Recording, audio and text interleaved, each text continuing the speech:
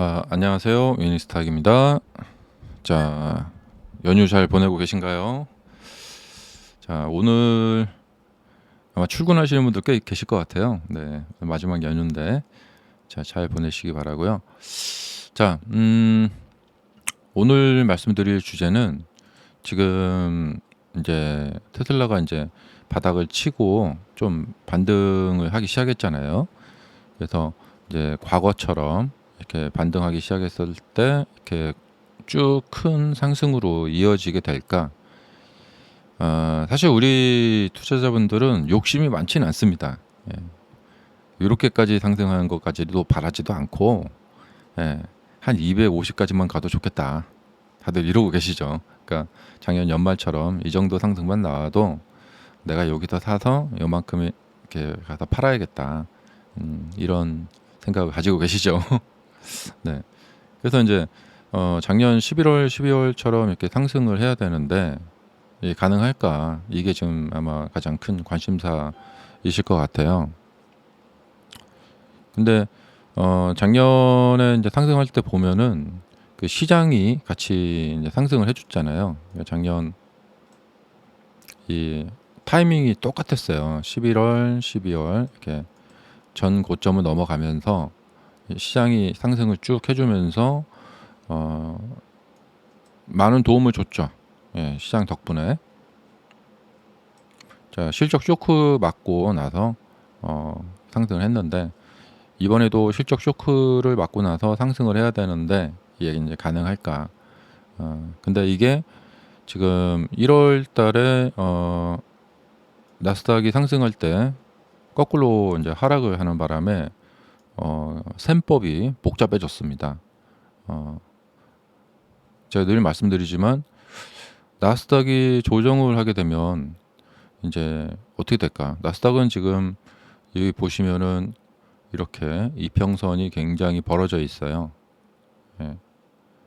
그러니까 이격이 이렇게 많이 벌어져 있다는 거죠. 이거를 무시할 수 없는 게 굉장히 높은 확률로 이격이 많이 벌어졌을 때마다 조정이 들어왔습니다.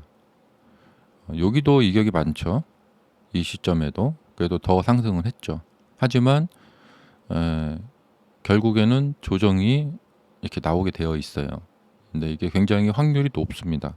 주식의 이제 기본 원리인데요. 자, 많이 올라간 주가가 그 상태에서 더 갈 수가 없다는 거죠. 예. 만약에 더 가게 된다면 우리가 뭐 바닥 잡기 이런 거 할 필요가 없어요. 그러니까 이렇게 많이 올라간 상태에서 돌파를 했죠. 그냥 가서 사요. 그러고 나서 떨어져도 걱정할 게 없어요. 예. 어차피 올라갈 거니까 더 사요. 예.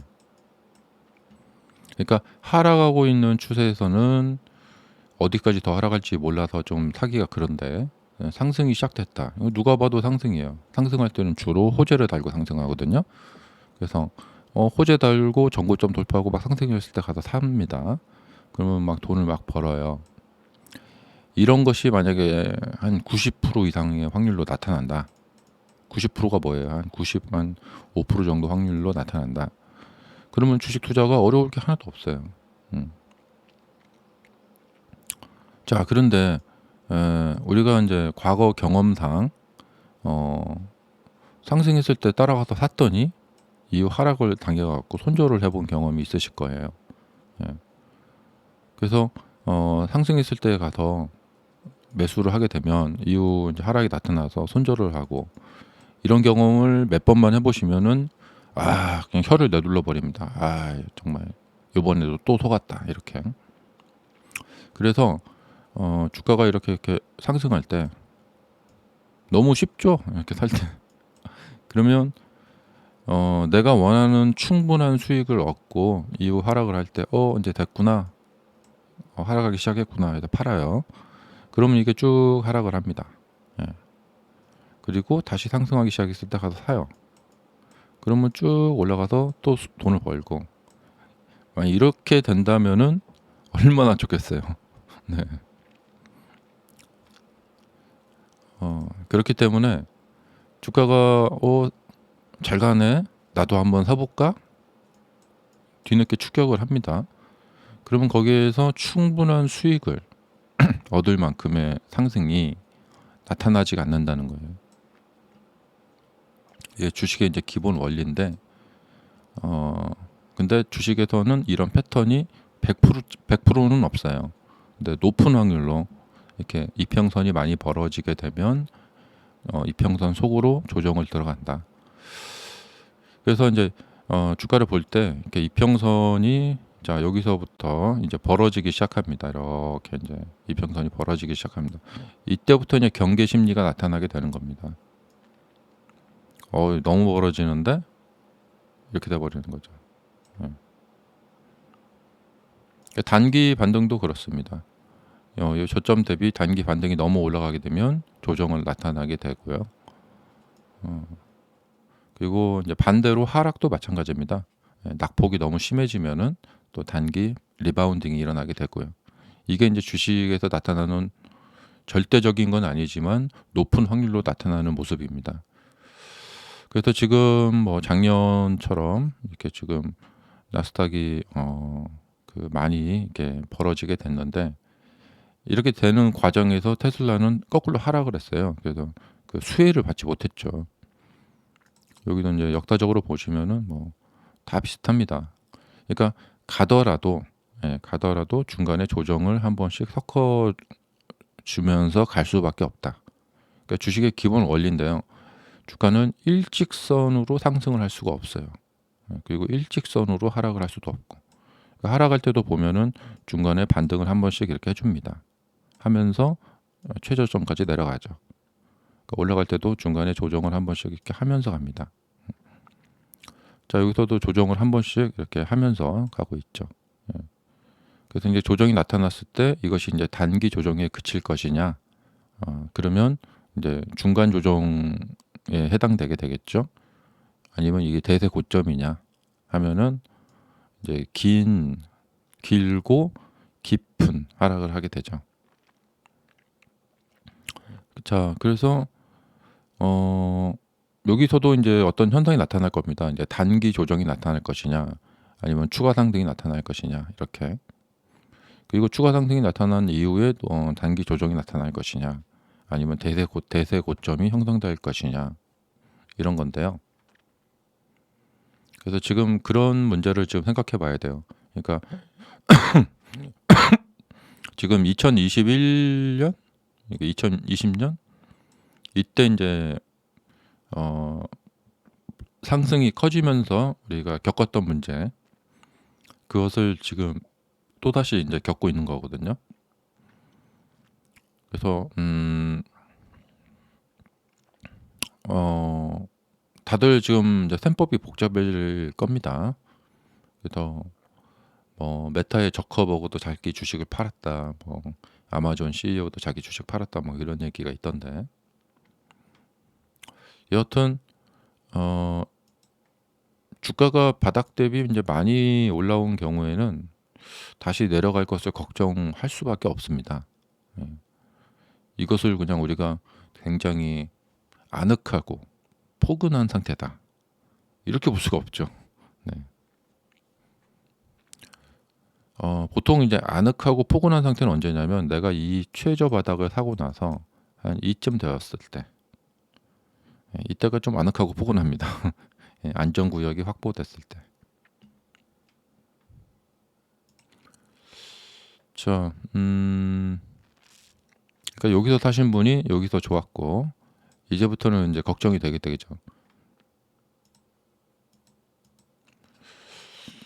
그리고 이제 역사에서 그 만일이란 것은 없는데, 21년 말에, 그러니까 이 21년에 요 여름 7월까지 상승하던 시절에는 파월 의장이 22년 말까지 금리 인하 없다고 공언을 하고 있던 시절이었습니다.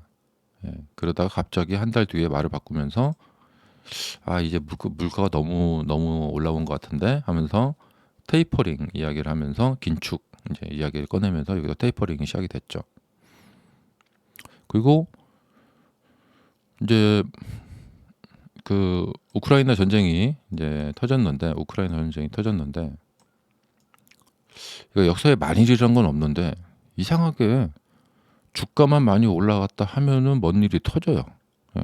그러니까 만약에 진짜로 파월 의장이 약속을 지켰고 금리 인상을 하지 않고 우크라이나 전쟁도 없었다면은 만약 이 상승세는 어디까지 갔을까? 더 갈 수 있었을까? 예. 근데 이제 시장에는 저런 게 있습니다. 이제 시장 원리라는 게 있는데요. 보통 우리 이제 부동산 시장에 문제가 생기면 국가에서 이제 개입을 합니다. 시장에. 그래서 그때 이제 전문가들이 많이 이제 논란을 펼치죠. 예. 그냥 시장 원리에 맡기는 것이 제일 낫다. 예. 그러니까 인위적인 국가의 개입. 이것은 오히려 시장에 혼란을 주고 뭐 그러니까 매 맞을 때 한번 맞고 그냥 끝내는 게 낫지. 괜히 그거를 인위적으로 개입을 하면서 이제 막는 것보다는 그러면 계속해서 시장에 혼란이 온다. 그러니까 우크라이나 전쟁이 없었고 금리 인상도 없었더라도 그냥 시장 자체의 원리에 맡겨두면은 알아서 아이고 너무 비싸구나 하면서 사람들이 이제 매수를 안 한단 말이에요. 그러면서 알아서 조정에 들어간다. 근데 지금 이제 연준이 이제 우리나라 정부에서 부동산 대책하면서 막 뭐 몇십 가지 부동산 대책을 막 이렇게 쏟아 부으면서 인위적으로 개입을 하는 것처럼 지금 연준이 그런 일을 하고 그런 짓을 하고 있단 말이죠. 그러니까 물가라는 것도요. 물가가 이제 너무 많이 오르니까 연준이 이제 인위적으로 개입을 해서 물가를 잡아야겠다 이러는데 그렇게 하지 않더라도 그냥 시장 원리에 맡겨 놓더라도 알아서 소비자들이 소비를 줄여요. 예. 그러면 이제 안 팔리는구나 하면은 이제 생산자들이 물가를 낮추게 돼요. 그러니까 기본 그냥 시장 원리에 의해서도 이게 기본적으로 작동이 되기 때문에 연준에서 이제 이렇게 뭐 인위적으로 막 개입을 한다던가 말로 막 겁주기를 한다던가 그러니까 지금 우리가 살고 있는 이 세계는 똑같습니다. 지금 한국에서 국가가 부동산 막 그런데 막 인위적으로 개입하면서 부동산 대책을 내놓는 것처럼 하는 걸 지금 똑같이 하고 있습니다. 그러니까 이것이 뭐냐면 계속해서 시장에 혼란을 주는 거죠. 혼란을 주고 있습니다. 다시 돌아가서 이제 얘기해 보자면 만약 그 당시에 제가 하고 싶은 주장은 뭐냐면 그 당시 우크라이나 전쟁도 없었고 이 금리 인하 정책인 인위적인 시장의 개입이 없었더라도 시장 자체의 원리에 의해서 주가는 오를 만치 오르면 더 못 올라가고 알아서 시장이 자기가 자신 스스로 알아서 조정에 들어갔을 것이다. 하락에 들어갔을 것이다. 이제 이 주장을 말씀드리고 싶어요. 그런데 지금 전 세계 국가들 또 주요 국가들은 보면 계속해서 시장에 개입을 합니다. 그러니까 중국도 이제 주식 시장이 너무 하락을 하니까 뭐 주식 시장 관리자를 바꾼다거나 하면서 뭐 돈을 푼다거나 하면서 이제 이 증시를 부양책을 막 쓰려고 인위적인 막 개입을 하는 이런 지금 우리가 그런 세계 속에 살고 있다라는 점 인식을 해야 되고요. 자, 그래서 지금 주가가 이렇게 올라가는데 제가 21년 말에도 느꼈지만 그러니까 주가만 많이 올라갔다 하면 우크라이나 전쟁 터지는 거 보면서도 정말 신기하다. 이게 주가가 많이 올라가면 이상하게 뭔 일이 생기는구나. 그러니까 지금도 이거 결코 조금 올라간 게 아닙니다. 이거 많이 올라간 거예요. 그러니까 뭐냐면 팬데믹 때는 우리 인류 역사상 유례가 없는 돈풀기가 있었어요. 그러니까 어마무시한 호재가 터진 거죠. 그 정도 호재면 이만큼 올라가도 그래 뭐 이 정도 올라올 수 있어라고 생각을 했습니다. 예. 그러나 지금은 그러니까 AI 이 열풍이라는 것은 어떤 산업적인 측면이잖아요. 근데 고금리를 유지하면서 돈을 완전히 이제 틀어막은 상태로 돈을 틀어막은 상태로 그러니까 이게 역사적으로 보면은 아니 23년과 24년 초반까지 대체 무슨 호재가 있었길래 이렇게나 많이 올랐을까? 연구 대상이 될 겁니다.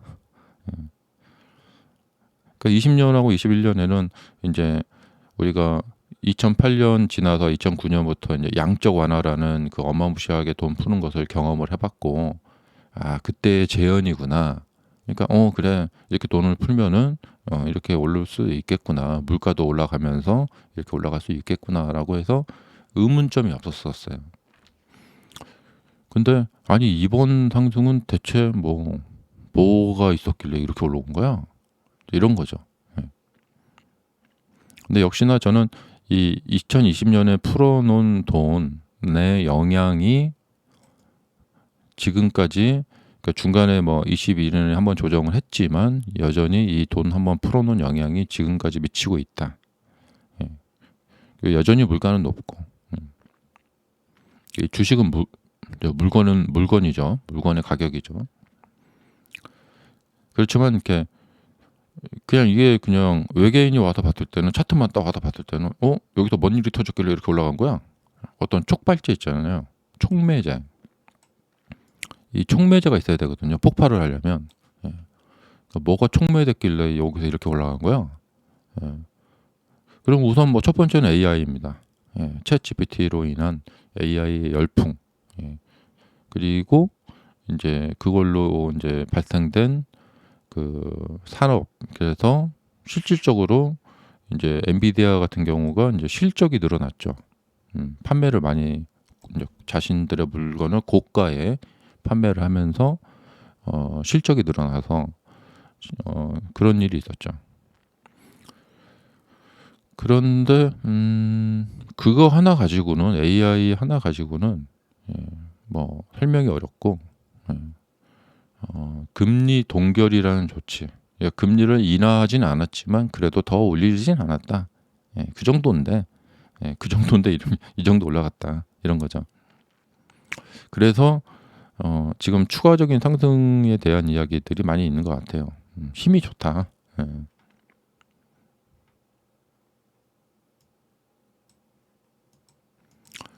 이제 얘기가 길어졌는데 결론은 뭐냐면 이 당시에 있었던 것처럼 주가가 많이 올라가게 되면 뭔 일이 터진다.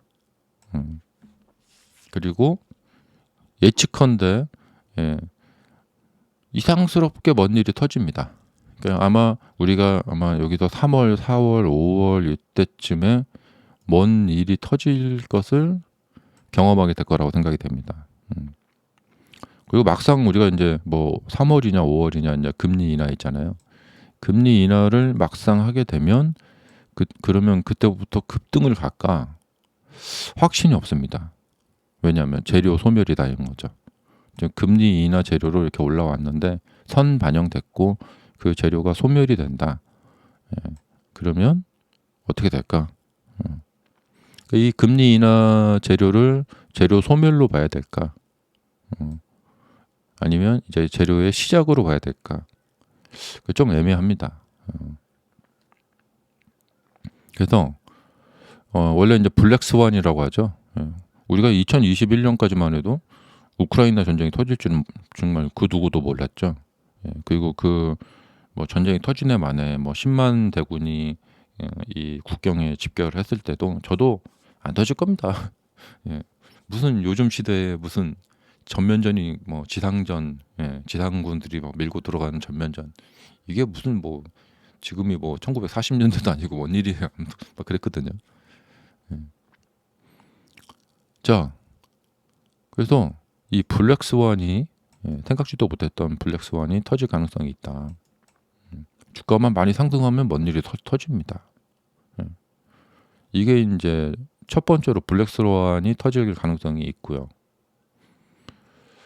그다음에 두 번째는 그냥 자연 조정. 이 자연 조정이죠. 예. 그러니까 대주주들이 주식도 팔고 사람들도 너무 비싼데 하면서 안 사고, 그리고 이제 조금 이제 쉬어가자 뭐 이런 식의 이제 자연 조정.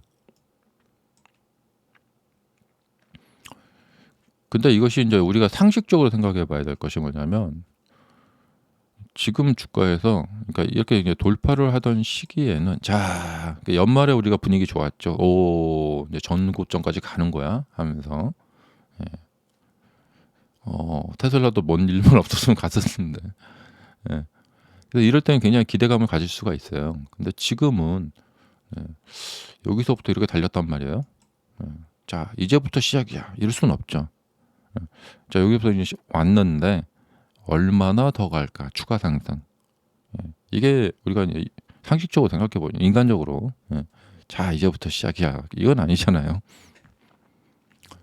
그래서 그런 인식들이 또 퍼지고 이제 올라간 주가에 대한 좀 부담감도 있고, 그렇기 때문에 그냥 이제 자연 조정, 이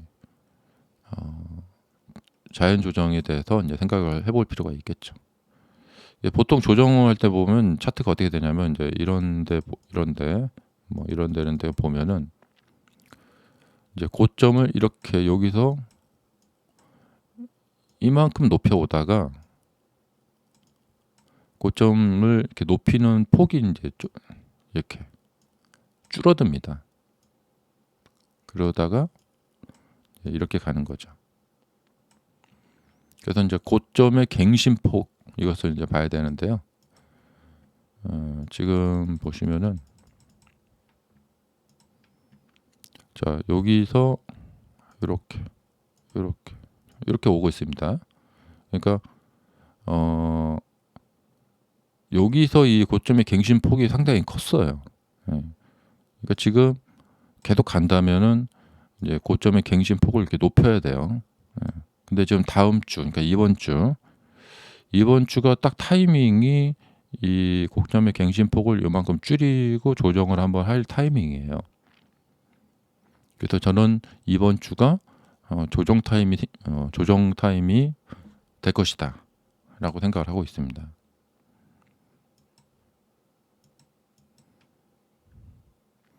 자, 그래서 이번 주가 조정 타임이 될 것 같은데, 지금 테슬라 상태를 보면은 신나게 올라가야 돼요, 이번 주에. 근데 과거에 여기서 보셨듯이 이제 이렇게 이제 올라오고 나서 이렇게 2주 정도 이제 조정을 합니다. 그래서 여기서 이제 20선에 딱 걸쳐 가지고 여기서 조금 조정 타임을 가지지 않을까, 이런 생각을 좀 해보고 있습니다. 이런 확률이 더 높고요.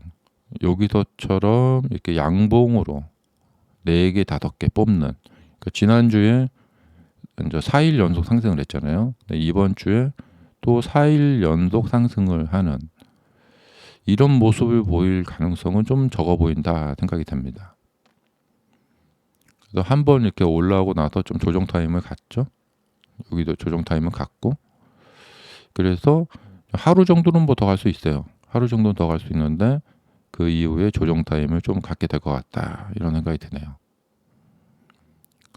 근데 이게 중요합니다.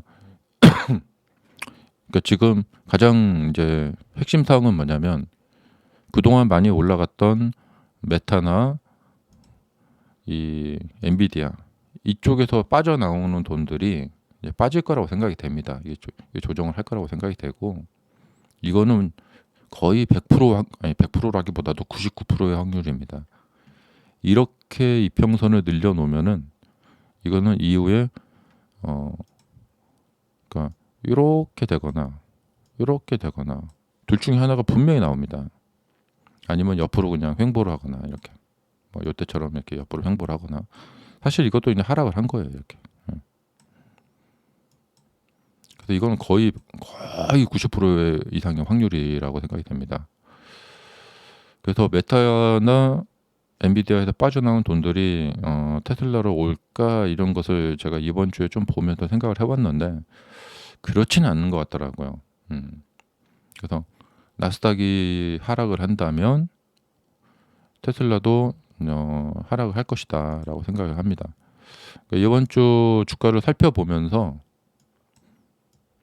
나스닥 분차트가 이제 뭐 이렇게 하락을 할 때 같이 하락들을 좀 하더라고요. 다만 저점이 좀 지지가 되면서 이렇게 움직인 모습이 있는데 그래서 이것이 이제 관건입니다. 자체 호재가 나오면서 이걸 밀어 올려 주던가 안 그러면은 나스닥 하락에 휘말려서 같이 조정을 들어갈 확률이 더 높다고 보여집니다. 자, 그래서 뭐 이번 주하고 다음 주가 아마 테슬라의 이제 운명의 한 주가 될 거라고 생각이 되고요. 시장이 조정이 들어가는데 혼자 날라 올라간다. 예. 한 달 동안 혼자 내렸듯이 한 달 동안 혼자 시장은 조정하는데 테슬라는 혼자 막 날아가 버린다. 이렇게 될 것인가? 예. 그래서 그냥 시장과 함께 같이 조정을 이렇게 여기서 이렇게 눌려버리면 이건 뭐 그럴 수 있는 일이고 반대로 혼자 날아가 버린다. 이것은 한편의 이제 드라마가 되는 거죠. 날아간 후에 시장이 조정을 끝내고 시장이 올라갈 때 같이 올라가 버린다. 그러면 그냥 기가 막힌 드라마가 되는 거죠. 자, 그다음에 이제 지금 형태에서 이제 눈에 띄는 것은 뭐냐면 이제 이평선의 배열인데요. 그러니까 이게 장기 이평 60, 120. 여기는 이제 11선, 5일선 이렇게 이제 벌어져 있습니다. 이 장기 이평선의 집합이 그러니까 여기서 보면은 이렇게 장기 이평선과 단기 이평선이 중간에 확 벌어져 있죠. 이렇게 벌어지게 되면은 잘 떨어지죠. 반대로 올라갈 때도 마찬가지입니다.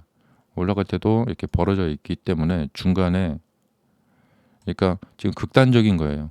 위에 몰려 있는 사람이 많고 아래에서 산 사람이 많고 중간에 산 사람들은 많이 없는 거예요. 그러니까 중간 가격이 이렇게 비어 있는 상황인 거죠. 그래서 저 위에 몰려 계신 분들이 손실이 너무 많이 났기 때문에 여기서 손절을 할 엄두가 안 나요. 그래서 올라오기만을 기다리고 있는 상황입니다. 그러니까 올라갈 때 매도를 치는 저항이 적어요. 저항이 적어요. 그리고 다 비슷한 가격에 지금 단기에 매수한 사람들은 여기서 샀기 때문에 이분들이 수익이 없어요. 그래서 올라갈 때 나 수익 봤다 하면서 그러니까 이런 경우에는 뭐냐면 아래에서 사신 분들이 나 수익 봤어 하고 이제 팔아요 막. 그러니까 이런 경우도 막 팔거든요. 아래에서 사신 분들과 가격이 벌어지게 되면. 근데 지금 아직 지금 다 여기서 뭉쳐 있단 말이에요. 그래서 올라갈 때 수익을 나야지 팔잖아요. 그래서 올라갈 때 매도를 잘 하지 않아요. 수익 매도를 하지 않아요.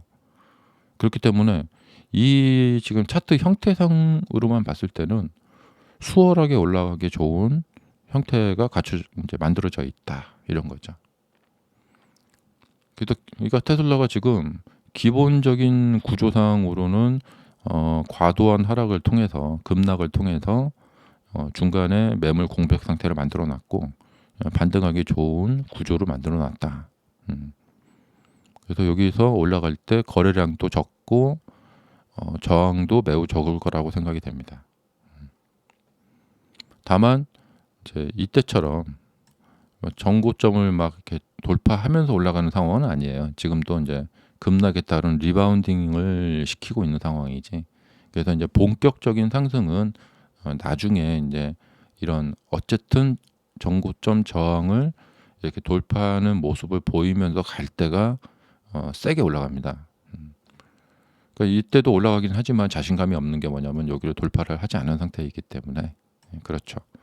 그러니까 이렇게 수렴되고 나서 여기를 돌파를 하나씩 해 나가면서 갈 때 세게 길게 갑니다. 그래서 정고점이 멀리 있고 거기서 이제 반등을 하고 있는 상황에서는 아주 세게는 갈 수가 없어요. 그래서 지금은 우선은 리바운딩 자체가 중요하고 그다음에 리바운딩 해놓고 그다음에 이제 어떻게 갈까 이제 방법을 모색을 하는 거죠. 그래서 올해 장이 좀 힘든 이유가 지금은 리바운딩 정도고 올해는 이제 뭐 우리 테슬라 실적 전망이나 뭐 이런 것들 경제 전망이나 뭐 이런 것들이 이제 아주 이제 좋진 않죠. 그래서 이제 실적이 올해 개선되면서 이제 점차 1분기, 2분기, 3분기로 가면서 실적이 개선되면서 시장이 금리 인하를 하고 그다음에 시장 상태가 되게 좋다. 그리고 뭐 중동 전쟁, 우크라이나 전쟁도 다 끝나고 뭐 그런 식으로 간다. 빨리빨리. 이제 그런 것들이 있어줘야지만 요쪽을 이제 쫙쫙 뚫으면서 그러니까 진짜 센 상승은 여기가 이렇게 한 차례로 하나씩 돌파가 되면서 그때 이제 나타날 거라고 생각이 됩니다. 예. 그러니까 그런 상황까지 여기서 이제 가줘야 돼요. 예. 이제 이때가 진짜로 막 정말 그 강한 상승이 좀 나타날 거라고 생각이 됩니다. 그러니까 이 당시처럼요. 그러면 이 큰 월봉상에서도 주봉상에서도 이제 큰 추세가 이 큰 추세 흐름이 이렇게 이제 바뀌게 되는 거죠. 이렇게. 그래서 결국에 이렇게 상승 N자형으로 이렇게. 그러니까 지금 테슬라의 지금 운명은 과연 급등, 눌림 해서 여기서 이제 지지 이렇게 받고 이제 이렇게 미래로 400을 넘어서 이런 상승 N자형을 그려줄 수 있는가? 예. 이게 지금 테슬라의 미래의 이제 관건입니다. 그래서 현재 지금 여기서 이렇게 올망졸망 이렇게 움직이는 것은 이건 사실 뭐 올망졸망 이렇게 움직이는 것은 큰 문제는 아니고, 그러니까 지금 큰 흐름에서 봤을 때 이렇게 좀 수렴되어 있단 말이에요. 이 수렴되어 있는 상황에서 이쪽에서 방향을 위로 잡을 것인가 아래로 잡을 것인가 이런 거죠. 보통 급등을 하고 난 다음에는 그거에 대해서 한 3배 정도의 조정을 합니다. 그러니까 한 2년 정도 급등했으니까 그 다음에는 한 5년 5년 정도 조정을 이렇게 들어갑니다. 이렇게. 근데 한국 주식 같은 경우에 그렇습니다. 네. 자, 그래서 지금 테슬라를 이제 소프트웨어 업체들인 빅테크, 소프트웨어로 돈을 벌고 있는 빅테크들과 동일시하게 볼 것이냐. 예, 그러니까 뭐 이 애플이나 엔비디아, AMD, 정확히 말하면 소프트웨어는 아니죠. 자, 엔비디아 같이 이렇게 가려면은 좋은데, 그래서 거시적으로 봤을 때는 이제 24년이 매우 중요한 해가 될 것 같아요. 여기서 바로 급등으로 날아가면 제일 좋은 모습을 보여주는 건데요. 과연 이제 급등으로 해서 이 300을 넘어서 이쪽으로 이제 올라가 주는 연내에 이 300을 넘어서 이렇게 올라가 주는 모습을 보여줄까? 그러니까 새벽에 해가 뜨기 전에 가장 어둡다는 말이 있듯이 이 저점을 잡을 때는 그 상황이 되게 악재가 심하면서 되게 안 좋습니다.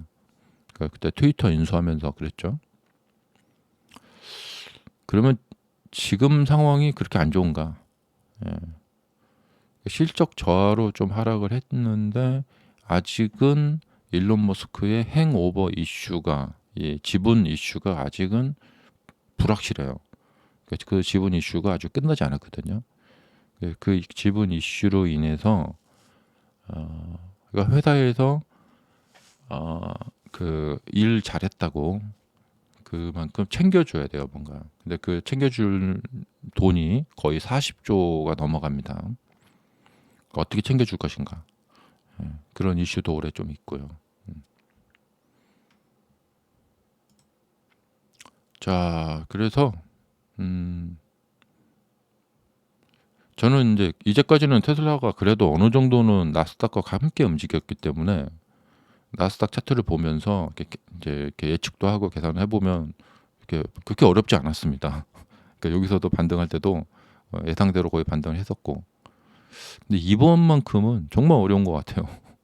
이제까지 경험을 해보지 못해서 나스닥과 완전히 정반대로 이렇게 움직였기 때문에, 그래서 이 정반대로 움직인 거에 대해서 그냥 인정을 해야 되나? 예. 아, 그러니까 그러니까 보통 나스닥이 이렇게 차트가 가지만 그 차트를 따라가지 못하는 경우에는 뭐냐면 어떤 종목들이냐면 이 실적 부진을 겪는 종목들은 그냥 소외돼 버립니다.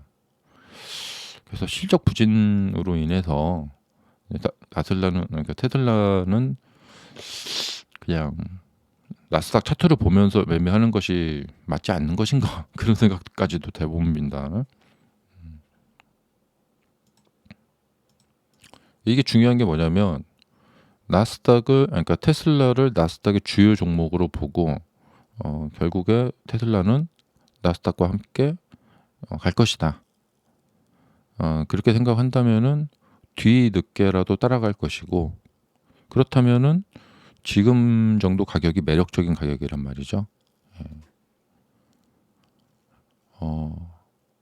그리고 이제 여기서 이제 왜 매력적인 가격이냐면 하락을 했으면 일단 사놓고 보는 거예요.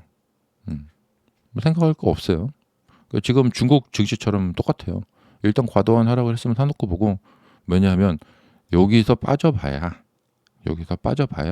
뭐 이만큼밖에 없다는 거예요. 예. 뭐 대략적인 얘기지만 그렇기 때문에 충분히 저가 매수를 분할로 들어가기 시작하기 좋은 가격이다라는 것이죠. 왜냐하면 여기서 만약에 주가가 더 빠져버리면 그냥 회사 망해버리는 거거든요. 네. 지금 저거 있습니다. 중국 ETF YIN. 네. 자, 여기서 만약에 한 50%가 더 빠져버린다. 중국 망해버리는 거죠. 국가 부도나는 거죠. 네. 그만큼 싼 가격이고 그래서 지금 많이들 사고 있는데, 그러니까 그냥 사는 거죠. 예. 근데 그런 것처럼 이만큼 빠졌는데 뭐 여기 더 빠져봤자 뭐 얼마나 더 빠지겠냐. 예, 그냥 일단 뭐 내가 가진 돈에서 한 10% 정도는 산다. 예, 뭐 생각할 거 없어요 이런 건. 예, 생각할 거 없이 그냥 내가 가진 돈에서 한 10% 정도 산다. 그러니까 한 1억 있으신 분들은 한 1,000만 원 딱 넣는다. 그리고 나서 이제 간을 보는 거죠. 예, 올라가면 더 사고 이런 식으로. 그러니까 많이 빠졌을 경우에는 이게 최저점이냐 마냐 이렇게 막 고민하시는 분들은 이제 몰빵을 하시는 분들이에요 주로. 예, 왜냐하면 내가 여기서 좀만 더 빠지면 안 되니까. 이제 그런 분들이 고민과 좀 다르죠. 분할 매수 하시는 분들은 많이 빠졌네 그냥 사 이렇게. 예, 한 1,000만 원 넣어놓고 빠지면 더 사고 올라가도 더 사고 이러면 된단 말이에요. 일단 장기 투자하시거나 분할 매수하시는 분들은 뭐 별로 뭐 걱정할 게 없어요. 사실은. 예. 왜냐하면 그분들은 이미 그 욕심을 내려놓으신 분들이기 때문에 돈을 많이 벌려고 이렇게 하시는 욕심을 내려놓으신 분들이기 때문에 주식은 하여간에 욕심을 내려놓으면은 대부분의 문제가 해결됩니다. 나는 돈을 천천히 벌 거야. 나는 돈을 나는 돈을 막 단기간에 막 많이 벌고 싶지가 않아. 예. 그런 분들은 대부분 문제가 해결이 됩니다. 근데 이제 문제가 생기는 것은 뭐냐면 단기간에 많이 벌고 싶다. 예. 그리고 막 최저점을 잡고 싶다. 이런 거. 그러니까 뭔가에 막 내가 이제 의욕을 보일 때, 거기에 내 운명을 걸 때, 그럴 때 이제 굉장히 이제 세밀하게 복잡하게 이제 엄청 이제 고민하게 됩니다. 자, 얘기가 길어졌는데 결론적으로 얘기는 다시 그 처음 얘기로 돌아갑니다.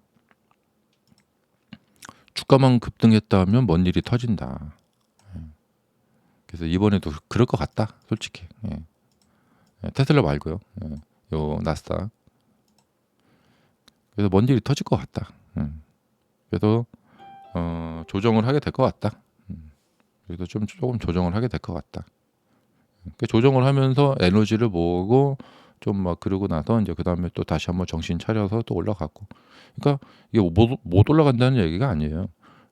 일단 조금 이제 조정을 하면서 쉬어가고 좀 정신 좀 챙기고, 너무 정신없이 올라갔으니까 그런 지금 타이밍이 나올 것 같다.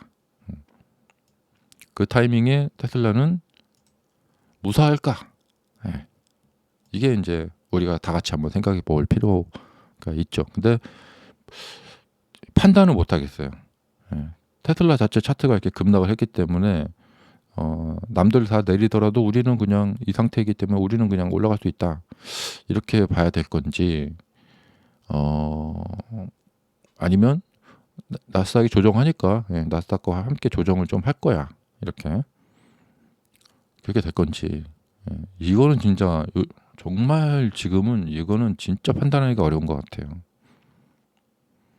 그래서 결론은 아리까리하고 아사모사한 상태이다.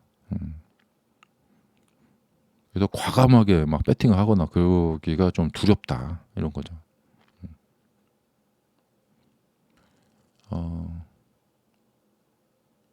자, 이런 저의 생각을 말씀드려봤습니다. 네. 항상 뭐 이 영상들은 자신만의 인사이트를 말씀드리는 거죠. 그래서 지금 사지 말란 얘기냐, 이런 식으로 연결하지 마세요. 네. 그런 판단은 각자 판단들 하시고. 자, 감사합니다.